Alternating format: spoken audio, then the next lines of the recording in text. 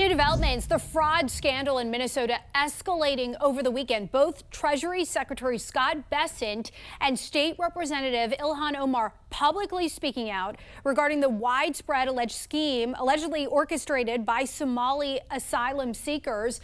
The National News Desk, Jeff Harris, joining us. And both Bessent and Omar, they appeared on Face the Nation, Jeff.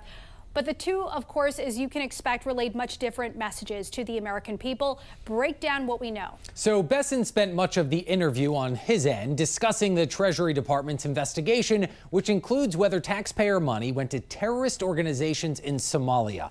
Omar, who's part of the Somali community, responding to those comments, saying it would be a failure of the FBI if that did in fact happen. Over the weekend, Treasury Secretary Scott Bessent calling out Minnesota Representative Ilhan Omar for her response about the allegations of widespread fraud from the state's Somali community, the largest in the nation, and potential link to terrorist organizations. Representative Omar tried to downplay it, said, "Oh, it was very, it was very tough to know how this money should be used." Yeah. She was gaslighting the American people. Meanwhile, Omar pushing back, saying any connection between alleged Somali fraud and terrorism would fall on the FBI. If there was a linkage in the money that they had stolen going to terrorism, then that is a failure of the FBI. This fraud investigation dates back to 2022 when the Biden administration filed charges in connection to what they called the largest pandemic fraud in the U.S.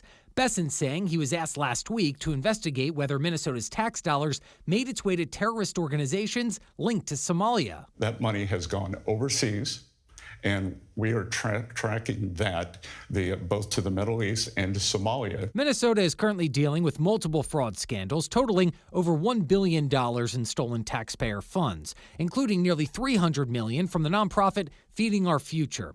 Omar's campaign receiving donations from people charged in that scheme, donations she says have since been returned. We obviously had people who were able to donate to our campaign that were involved.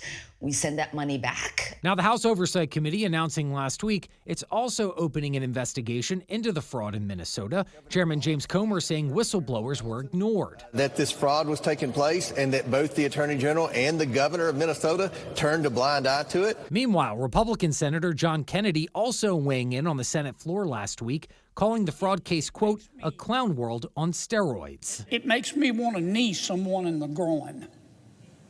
It just makes me furious. Now, a total of 87 people have been charged across all the main fraud cases here, all but 8 being of Somali descent, with 61 convictions secured so far. Amy Bach, founder of Feeding Our Future and the alleged mastermind of that scheme, was found guilty on all counts and right now is awaiting sentencing. Reporting for the National News Desk, I'm Jeff Harris.